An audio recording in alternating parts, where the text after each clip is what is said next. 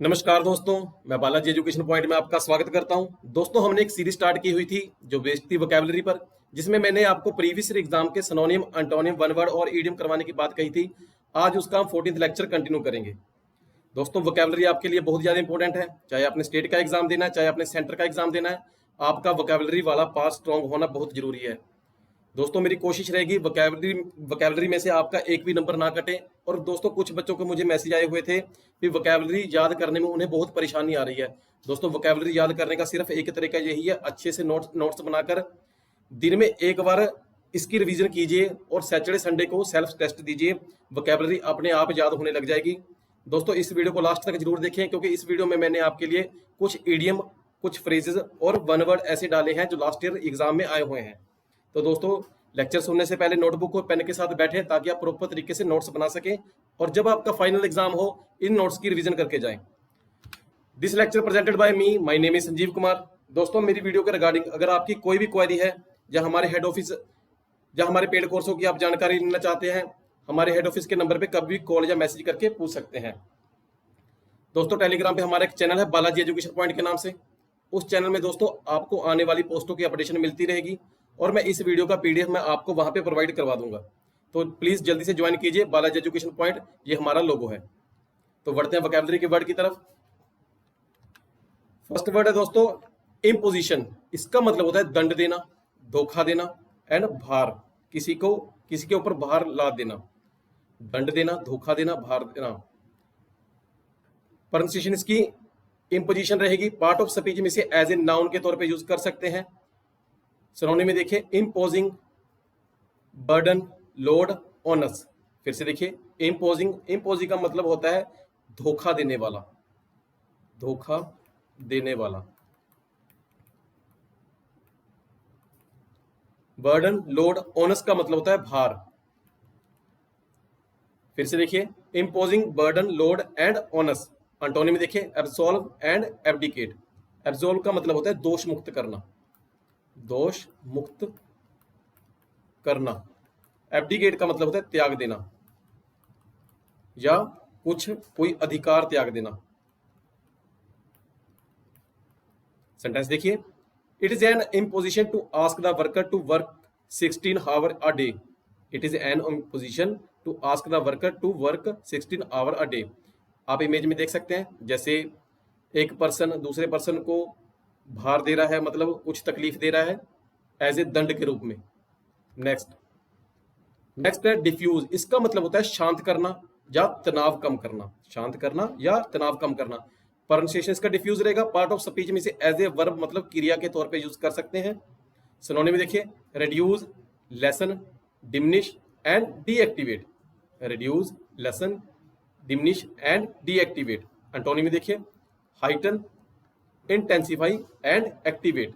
Heighten, intensify. Intensify का मतलब होता है तेज या बढ़ाना, तेज या बढ़ाना। एक्टिवेट। सेंटेंस देखिए, the organization helped diffuse potentially violent situation. The organization helped diffuse potentially violent situation. जैसे आप इमेज देख सकते हैं, कोई लड़की है, मतलब योग कर रही है। दिमाग को शांत करने का सिर्फ एक ही तरीका है, योग करना। नेक्स्ट है कॉन्सिक्रिप्शन। इसका मतलब होता है अनिवार्य सैनिक सेवा, अनिवार्य सैनिक सेवा। प्रोनाउंसिएशन इसका कॉन्सिक्रिप्शन रहेगा। पार्ट ऑफ स्पीच में से एज ए नाउन के तौर पे यूज कर सकते हैं। सिनोनिम देखिए recruitment, enlistment. Recruitment and enlistment. Enlistment का मतलब होता है फौज की भर्ती, कोई फौज या मिलिट्री की भर्ती। एंटोनिम में देखिए डिसमिसल, डिसमिसल। सेंटेंस देखिए, he was rejected by the conscription office because he was under age. He was rejected by the conscription office because he was under age. जैसे आप इमेज में देख सकते हैं, मतलब दिखाई दे रहा है इनकी भर्ती अभी अभी हुई है, इन्होंने अभी अभी फोर्स ज्वाइन की है। नेक्स्ट है दोस्तों हॉकिश। हॉकिश का मतलब होता है युद्ध अधिकारी, मतलब जो युद्ध में जाता है, जो लड़ता है। प्रोनाउंसिएशन का हॉकिश रहेगा। पार्ट ऑफ स्पीच में से एज ए एडजेक्टिव मतलब नाउन की विशेषता बताने वाला यूज कर सकते हैं। सिनोनिम देखिए वारलाइक। वारलाइक का मतलब होता है जंग, कोई जंगी। बेलिजेरेंट इसका मतलब होता है युद्ध की स्थिति, युद्ध की स्थिति। अग्रेसिव मतलब गुस्से वाला। फिर से देखिए, warlike, belligerent and aggressive. Antonym में देखिए, pacifist and peaceful, pacifist and peaceful. Sentence देखिए, he is one of the most hawkish member of the new cabinet, he is the one of the most hawkish member of the new cabinet. जैसे आप image में देख सकते हैं, ये हमारी फौज के जवान हैं, मतलब इन्होंने अभी फतेह हासिल की है, युद्ध अधिकारी हम इसे बोल सकते हैं। नेक्स्ट नेक्स्ट है रिफ्ट। रिफ्ट का मतलब होता है अनबन होना, मनमुटाव होना। हम इसे एज ए वर्ब हम चीरना भी यूज कर सकते हैं, अनबन, मनमुटाव या चीरना। प्रोनाउंसिएशन इसका रिफ्ट रहेगा। पार्ट ऑफ स्पीच में इसे एज ए नाउन और एज ए वर्ब के तौर पे यूज कर सकते हैं। सिनोनिम में देखिए, स्प्लिट मतलब अलग करना, अलग करना। ब्लीक, रिपर्चर, रिपर्चर का मतलब होता है टूटना। ब्रीच, ब्रीच का मतलब होता है भंग करना, भंग करना या उल्लंघना करना। फिर से देखिए, split, break, rupture and breach. Antonym में देखिए, क्लोजर जो मतलब पास है। ब्लेंड, ब्लेंड का मतलब होता है दोस्तों मिलाना, मिलाना या मिश्रित करना। सेंटेंस देखिए, the sun appeared through a rift in the cloud, the sun appeared through a rift in the cloud. जैसे आप इमेज में देख सकते हैं, दो पर्सन है, मतलब इनमें दिखाई दे रहा है ये एक दूसरे से नाराज हैं, अनबन हुई हुई है, मनमुटाव है, इसलिए वे एक दूसरे के साथ नहीं बैठे। नेक्स्ट नेक्स्ट है डेंट। डेंट का मतलब होता है धंसना, या हम इसे खरोंच लगना भी बोल सकते हैं। प्रोनाउंसिएशन का डेंट रहेगा। पार्ट ऑफ स्पीच में इसे एज ए वर्ब क्रिया के तौर पे यूज कर सकते हैं और एज ए नाउन के तौर पे हम यूज कर सकते हैं। सिनोनिम में देखिए, डिमिनिश, रेड्यूस मतलब कुछ घटाना, लेसन कुछ कम करना, श्रिंक का मतलब होता है सिकुड़ना, सिकुड़ना। एंटोनिम में देखिए, इंक्रीज। फिर से देखिए synonym, diminish, reduce, lessen, shrink. Antonym में देखिए, इंक्रीज। सेंटेंस देखिए, there was a large dent in the passenger door, there was a large dent in the passenger door. Image में देख सकते हैं, जैसे गाड़ी में कुछ डेंट पड़ा हुआ है, मतलब गाड़ी का कुछ पार्ट अंदर धंसा हुआ है। नेक्स्ट है दोस्तों एग्जैम्प्ट। इसका मतलब होता है बरी करना या छोड़ देना। छोड़ देना दोस्तों, इसका वर्ब एज ए वर्ब के तौर पे यूज करेंगे। प्रोनाउंसिएशन इसका एग्जैम्प्ट रहेगा। पार्ट ऑफ स्पीच में से एज ए एडजेक्टिव और एज ए वर्ब के तौर पे यूज कर सकते हैं। सिनोनिम देखिए, फ्री करना, रिलीज करना, एब्सॉल्व करना। फ्री करना, रिलीज करना, एब्सॉल्व करना। एंटोनिम देखिए, अप्लाई करना एंड इनफोर्स, अप्लाई करना एंड इनफोर्स। इनफोर्स का मतलब होता है लागू करना, कुछ लागू करना।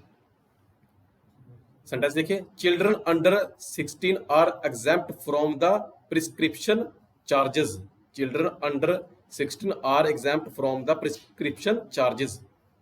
आप इमेज में देख सकते हैं, जैसे ये यूपी को कोई फेमस डॉक्टर थे, इन्हें गलत आरोप पे इन्हें जेल हो गई थी, बाद में इन्हें बरी कर दिया गया। नेक्स्ट नेक्स्ट है दोस्तों डेजिग्नेट। इसका मतलब होता है नामित करना या नियुक्त करना। प्रोनाउंसिएशन का डेजिग्नेट रहेगा। पार्ट ऑफ स्पीच में इसे एज ए वर्ब के तौर पे यूज कर सकते हैं। सिनोनिम में देखिए, appoint, nominate and depute. Appoint किसी को अपॉइंट करना, नॉमिनेट किसी को नियुक्त करना, डेप्यूट मतलब किसी को अधिकार सौंप देना, अधिकार सौंप देना। एंटोनिम में देखिए, डिथ्रोन एंड डिस्प्लेस। डिथ्रोन का मतलब होता है राजगद्दी से उतार देना, डिथ्रोन का मतलब राज गद्दी से उतार देना। डिस्प्लेस का मतलब होता है मतलब स्थान से हटा देना, किसी की कोई जगह है उसे उसे हटा देना। सेंटेंस देखिए, the director is allowed to designate his or her successor, the director is allowed to designate his or her successor. जैसे आप इमेज में देख सकते हैं, मतलब इस पर्सन की नियुक्ति हो चुकी है, क्योंकि ये सब को हरा कर ये आगे आया है, इसलिए इसकी नियुक्ति हो चुकी है, डेजिग्नेट हो चुका है। नेक्स्ट नेक्स्ट है क्रियुम्बल। इसका मतलब होता है टुकड़े टुकड़े करना, क्रियुम्बल का मतलब होता है टुकड़े टुकड़े करना। प्रोनाउंसिएशन इसका क्रियुम्बल रहेगा। पार्ट ऑफ स्पीच में इसे एज ए वर्ब क्रिया के तौर पे यूज कर सकते हैं। सिनोनिम देखिए collapse, disintegrate and decay. Collapse मतलब पतन की अवस्था, कुछ गिरने की अवस्था। डिसइंटीग्रेट का मतलब होता है कुछ बिखर जाना, बिखर जाना। डिके का मतलब होता है कुछ सड़ना या गलना, सड़ना या गलना। हम इसे नष्ट होना भी बोल सकते हैं। एंटोनिम देखिए build and integrate, build and integrate मतलब कुछ बनाना। सेंटेंस देखिए the great empire began to crumble, the great empire began to crumble. Image में देख सकते हैं जैसे कोई डिश है, मतलब ये डिश बनी है, छोटे छोटे टुकड़ों को मिलाकर एक डिश बना रखी है। नेक्स्ट नेक्स्ट है किक ऑफ। किक ऑफ का मतलब होता है प्रारंभ करना, किसी की शुरुआत करना, कुछ शुरू करना। प्रोनाउंसिएशन का किक ऑफ रहेगा पार्ट ऑफ स्पीच में से एज ए फ्रेजल वर्ब और नाउन के तौर पे हम यूज कर सकते हैं। सिनोनिम में देखिए बिगिन, लॉन्च, कमेंस, इनिशिएट। फिर से देखिए बिगिन, लॉन्च, कमेंस। कमेंस का मतलब होता है कुछ शुरू करना, शुरू करना। इनिशिएट का मतलब होता है कुछ आरंभ, किसी चीज की शुरुआत करना। एंटोनिम में देखिए एंड एंड फिनिश। सेंटेंस देखिए it is getting late I must kick off now, it is getting late I must kick off now. जैसे आप इमेज में देख सकते हैं फुटबॉल जो गेम है दोस्तों, उसकी शुरुआत ही किक ऑफ मतलब प्रारंभ, किक मारने से, लात मारने से होती है। नेक्स्ट नेक्स्ट है सीज। इसका मतलब होता है घेराबंदी करना, इसे हम अवरोध करना मतलब किसी को रोकना। हम सीज उसी टाइम पे करते हैं अगर किसी को रोकना होता है, इसे घेराबंदी और अवरोध बोल सकते हैं। प्रोनाउंसिएशन का सीज रहेगा पार्ट ऑफ स्पीच में से एज ए नाउन के तौर पे यूज कर सकते हैं। सिनोनिम में देखिए ब्लॉकेज मतलब घेराबंदी करना, ब्लॉकेज मतलब घेराबंदी करना। रेस्ट्रेन मतलब किसी को रोकना। एंटोनिम में देखिए रिलीफ। फिर से देखिए सिनोनिम में ब्लॉकेज मतलब घेराबंदी करना, रेस्ट्रेन मतलब किसी को रोक देना। एंटोनिम में देखिए रिलीफ मतलब किसी को बरी कर देना, किसी को छोड़ देना। सेंटेंस देखिए the siege lasted almost 4 months, the siege lasted almost 4 months। जैसे आप इमेज में देख सकते हैं जैसे कि घेराबंदी करके इस टेररिस्ट को पकड़ा गया है, घेराबंदी करके ये जो इमेज में टेररिस्ट दिखाई दे रहा है इसको पकड़ा हुआ है। अगला है दोस्तों चर्न। इसका मतलब होता है मथना, कुछ मिलाना, कुछ मथना। प्रोनाउंसिएशन इसका चर्न रहेगा पार्ट ऑफ स्पीच में से एज ए वर्ब क्रिया के तौर पे यूज कर सकते हैं। सिनोनिम में देखिए शेक मतलब कुछ शेक करना, स्टीर मतलब कुछ हलचल, कुछ हलचल। स्वीर्ल, स्वीर्ल का मतलब होता है कुछ घुमाना, घुमाना या चकराना, हम इसे चकराना भी बोल सकते हैं। एजिटेट का मतलब होता है हिलाना। फिर से देखिए शेक, स्टीर मतलब हलचल, स्वीर्ल मतलब कुछ घुमाना, कुछ चकराना। एजिटेट का मतलब होता है हिलाना। एंटोनिम में देखिए फ्रीज मतलब कुछ जम जाना, फ्रीज का मतलब जम जाना। सेंटेंस देखिए he began to churn out literary composition in English, he began to churn out literary composition in English. जैसे आप इमेज में देख सकते हैं दोस्तों ये पंजाब का प्रसिद्ध हुआ करता था किसी टाइम पे, मतलब मक्खन निकालना, मथानी करना, आप देख सकते हैं रिड़कना। नेक्स्ट नेक्स्ट है रिटेन। इसका मतलब होता है पक्का करना, रिटेन का मतलब पक्का करना। प्रोनाउंसिएशन का रिटेन रहेगा पार्ट ऑफ स्पीच में से एज ए वर्ब के तौर पे यूज कर सकते हैं। सिनोनिम देखिए कीप मतलब रखना, रखना। होल्ड किसी को पकड़ के रखना, मेंटेन किसी को बनाए रखना। कीप, होल्ड, मेंटेन मतलब बनाए रखना। एंटोनिम देखिए अबेंडन मतलब त्याग कर देना, रिलीज मतलब छोड़ देना, छोड़ देना। Abandon and release. सेंटेंस देखिए he struggle to retain control of the situation, he struggle to retain control of the situation. जैसे आप इमेज में देख सकते हैं ये कोई लग रहा है जैसे कोई बॉस है, इसने अपने एम्प्लॉय को पक्का करके रखा हुआ है, या कुछ बोनस देकर या कुछ भी एक्स्ट्रा कुछ देकर। नेक्स्ट नेक्स्ट है प्रोस्पेक्टिव। प्रोस्पेक्टिव का मतलब होता है दूरदर्शी, मतलब जो दूर की सोचता है, जो भविष्य देखकर प्रेजेंट का काम करता है। प्रोस्पेक्टिव का मतलब दूरदर्शी। प्रोनाउंसिएशन का प्रोस्पेक्टिव रहेगा पार्ट ऑफ स्पीच में से एज ए एडजेक्टिव के तौर पे यूज कर सकते हैं। सिनोनिम में fourth coming, expected and eventual. Fourth coming मतलब जो आने वाला है, जो आगामी है, आगामी। एक्सपेक्टेड मतलब जो जिस चीज की होने की आशा है, एंड इवेंचुअल का मतलब होता है कुछ अवस्था होने वाली, कुछ अवस्था होने वाली। फिर से देखिए, forthcoming, expected and eventual. Antonym देखिए, पास्ट, फॉर्मर, प्रीवियस। पास्ट जो मतलब पास्ट में था, फॉर्मर मतलब जो पहले था, प्रीवियस मतलब जो अभी अभी गया है। Past, former and previous. Sentence देखिए, prospective parliamentary candidate meet party leader last week. Prospective parliamentary candidate meet party leader last week. जैसे आप इमेज में देख सकते हैं, कोई पर्सन है, मतलब वह दूर से देख रहा है या दूर की देख रहा है, मतलब अपना फ्यूचर देखकर यह प्रेजेंट को मानेगा। नेक्स्ट है दोस्तों इडियम एंड फ्रेजेस। जैसे मैंने आपको कहा था, मैं वही इडियम एंड फ्रेजेस लेकर आऊंगा जो लास्ट ईयर एग्जाम में आए हुए हैं। फर्स्ट देखिए, जस्ट द थिंग, इसका मतलब होता है बिल्कुल सही। जस्ट द थिंग मतलब बिल्कुल सही। सेंटेंस देखिए, you are being critical but in my opinion Rajesh appointment to the this post just the thing. फिर से देखिए, you are being critical but in my opinion Rajesh appointment to this post is just the thing. अगला देखिए, keep an I on मतलब निगरानी रखना। Keep an I on मतलब निगरानी रखना, वॉचफुल हो। सेंटेंस देखिए, please keep an I on my suitcase while I bye my ticket.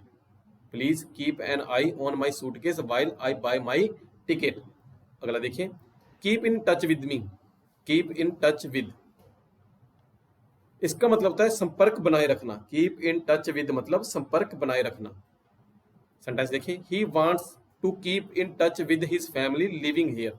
He wants to keep in touch with his family living here. अगला देखिए, keep late hours. Keep late hour मतलब देर तक जगे रहना। Keep late hour मतलब देर तक जगे रहना। सेंटेंस देखिए, if you keep late hour you will ruin your health. If you keep late hour you will ruin your health मतलब अगर आप देर रात तक जगते रहे तो आप अपनी हेल्थ को नुकसान पहुंचा लोगे। अगला देखिए, kill two birds with one stone. Kill two birds with one stone मतलब एक ही समय में दो काम करना। एक ही समय में दो काम करना। सेंटेंस देखिए, while in Mumbai I will call on a friend and also do some shopping, thus I will kill two birds with one stone। फिर से देखिए, while in Mumbai I will call on my friend and also do some shopping, thus I will kill two birds with one stone। अगला देखिए, know by sight. Know by sight मतलब शक्ल से पहचानना। No by sight मतलब शक्ल से पहचानना। जैसे I know him by site. I know him by site, मैं उसे शक्ल से पहचान सकता हूँ। नेक्स्ट अगला है laid up with. Laid up with का मतलब है बीमार होकर बिस्तर पे पड़े रहना। बीमार होकर बिस्तर पर पड़े रहना। सेंटेंस देखिए, he was out in the rain yesterday and now he is laid up with cloud and fever. He was out in the rain yesterday and now is laid up with cold and fever। अगला देखिए, laugh in one sleeve मतलब मन में ही हंसना। laugh in one sleeve मतलब कुछ मन में ही हंसना। सेंटेंस देखिए, he was wearing a funny dress at the party and everyone was laughing in his sleeve। he was wearing a funny dress at the party and everyone was laughing in his sleeve। अगला देखिए, lay down the law. Lay down the law मतलब हुक्म चलाना। Lay down the law मतलब हुक्म चलाना। Sentence देखिए, in his house wife lay down the law. In his house wife lay down the law. अगला देखिए, lead a person A dance. Lead a person A dance मतलब किसी को जरूरत से ज्यादा तकलीफ देना। किसी को जरूरत से ज्यादा तकलीफ देना। Why don't you pay him his dues instead of leading him a dance. Why don't you pay him his due instead of leading him a dance. अगला देखिए, लीडिंग क्वेश्चन मतलब जिसका उत्तर प्रश्न में ही है। लीडिंग क्वेश्चन मतलब जिसका आंसर प्रश्न में ही है। सेंटेंस देखिए, the lawyer asked the witness many leading question. The lawyer asked the witness many leading questions. अगला देखिए, live in the lurch. Live in the lurch मतलब होता है कठिनाई में साथ छोड़ देना। कठिनाइयों में साथ छोड़ देना। सेंटेंस देखिए, he stood by me as long as well as but left me in the lurch the moment he sensed danger. फिर से देखिए, he stood by me as long as all was but left me in the lurch the moment he sensed danger. अगला है दोस्तों कुछ one word है जो last year exam में आए हुए हैं, और दोस्तों ये बहुत इंपॉर्टेंट है, मतलब कि ये वो वन वर्ड हैं जिनके लास्ट में साइड आता ही आता है। मैं एक बार बता दूं दोस्तों, जिनके पीछे साइड आता है वो किलिंग या मरने रिलेटेड होते हैं। सेंटेंस देखिए, किलिंग ऑफ वंस फादर मतलब अपने पिता को मारना, मतलब उसका होता है पैट्रीसाइड, पिता की हत्या। किलिंग ऑफ वंस मदर मतलब मैट्रीसाइड, इसका मतलब होता है माता की हत्या। किलिंग ऑफ वंस मदर मतलब matricide. Killing of one's parents मतलब पैरीसाइड, मतलब माता पिता की हत्या। किलिंग ऑफ वंस ब्रदर, इसका मतलब होता है फ्रैट्रीसाइड। किलिंग ऑफ वंस ब्रदर मतलब फ्रैट्रीसाइड, भाई की हत्या। किलिंग ऑफ वन सिस्टर मतलब सिस्टर की हत्या, इसका मतलब होता है सरोरीसाइड। फिर से देखिए, किलिंग ऑफ वंस फादर मतलब patricide. Killing of one's mother मतलब matricide. Killing of one's parents मतलब parricide. Killing of one's brother मतलब fratricide and killing of one sister मतलब सरोरीसाइड। आगे देखिए, आगे दोस्तों, किलिंग ऑफ वंस वाइफ मतलब पत्नी को मार देना, uxoricide. Killing of one's husband पति की हत्या मतलब mariticide. Killing of one's child filicide. Killing of infant infanticide. Killing of foetus मतलब फोर्टिसाइड। फोर्टी का मतलब होता है दोस्तों भ्रूण, जो नवजात शिशु है, मतलब अभी अभी गर्भ में है। फिर से देखिए, किलिंग ऑफ वंस वाइफ मतलब पत्नी की हत्या मतलब युक्सोरीसाइड। किलिंग ऑफ वंस हस्बैंड मतलब मैरिटीसाइड, मतलब पति की हत्या। किलिंग ऑफ वंस चाइल्ड मतलब बच्चे की हत्या, संतान की हत्या, मतलब फिलीसाइड। किलिंग ऑफ इन्फेंट मतलब नवजात की हत्या, infanticide. And killing of foetus मतलब फोर्टिसाइड, मतलब भ्रूण की हत्या। आगे देखिए, आगे दोस्तों, killing a particular race of people. Killing of a particular race of people मतलब किसी पूरे वंश को खत्म कर देना, उसका मतलब होता है जेनोसाइड। किसी पूरे वंश को, किसी पूरी जाति को खत्म कर देना। किलिंग ऑफ ए मैन मतलब मानव की हत्या, मतलब होमिसाइड। किलिंग ऑफ डॉग मतलब कैनिसाइड, जहां पे दोस्तों कैनी वर्ड आ जाए वह कुत्तों के रिलेटेड ही होगा। किलिंग ऑफ डॉग मतलब कैनिसाइड। किलिंग ऑफ स्नेक मतलब हेरपेटिसाइड। किलिंग ऑफ स्नेक मतलब हेरपेटिसाइड। किलिंग ऑफ किंग मतलब रेजिसाइड। किलिंग ऑफ किंग मतलब राजा की हत्या, मतलब रेजिसाइड। फिर से देखिए, killing of a particular race of people मतलब जेनोसाइड, मतलब किसी वंश को खत्म करना। किलिंग ऑफ मैन मतलब मानवता की हत्या, homicide. Killing of a dog मतलब कैनिसाइड, कुत्ते की हत्या। किलिंग ऑफ ए स्नेक मतलब सांपों की हत्या, हार्पेटिसाइड। किलिंग ऑफ ए किंग मतलब रेजिसाइड, मतलब राजा की हत्या करना। अगले दोस्तों, स्पोर्टिंग एरर का रूल, जैसे मैंने कहा था लास्ट में स्पोर्टिंग एरर का रूल लेकर आऊंगा, जिससे आपका sporting error and sentence improvement वाला टॉपिक अच्छे से क्लियर हो जाएगा। दोस्तों ध्यान से देखना, ये बहुत बारी यूज हुआ है। जैसे when two or more singular noun are joined together, दो या दो से ज्यादा सिंगुलर नाउन जो होते हैं अगर ज्वाइन में आ जाए, किस केस में? आइदर और एंड नाइदर नॉर और के केस में। आइदर और, नाइदर नॉर एंड और के केस में तो प्रनाउन हमेशा सिंगुलर ही लगेगा। इसके दोस्तों तीन रूल हैं, मैं तीनों समझाऊंगा। जैसे आप सेंटेंस देखिए, either Ram or Shyam, either Ram or Shyam will gave their book. Either Ram or Shyam will give their book, मतलब मैंने कहा था जहां पे आइदर और का केस आएगा उसका जो प्रनाउन होगा वह हमेशा सिंगुलर ही होगा। Either Ram or Shyam will give their book, मतलब ये सेंटेंस बिल्कुल ही गलत है। सही में क्या होगा? Either Ram or Shyam will give his books. Either Ram or Shyam will give his books.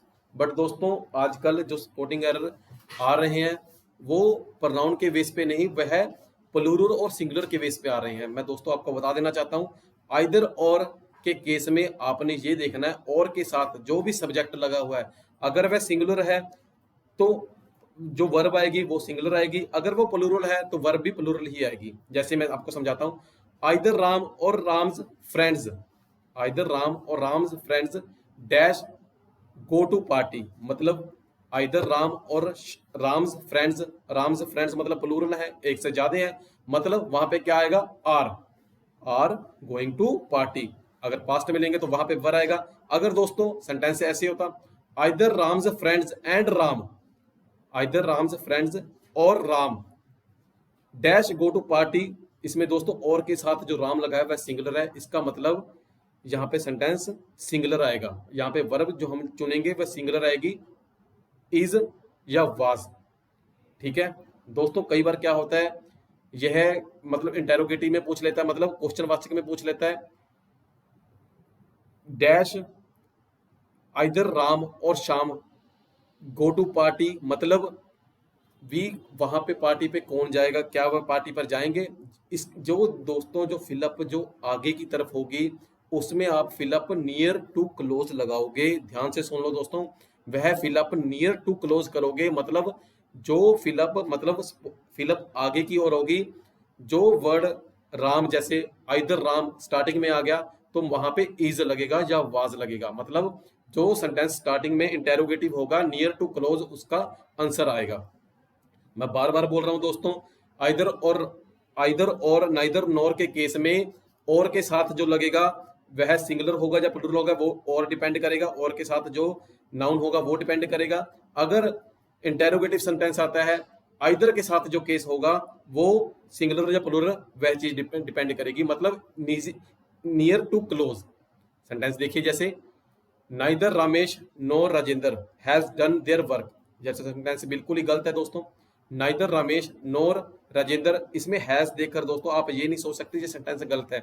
मैंने कहा था जहां पे सिंगुलर एक से ज्यादा प्रनाउन आ जाए या नाउन आ जाए, उसका जो आप प्रनाउन लगाओगे वो आप सिंगुलर ही लगाओगे। जहां पे देयर दे रखा है इसका मतलब सेंटेंस बिल्कुल ही गलत है।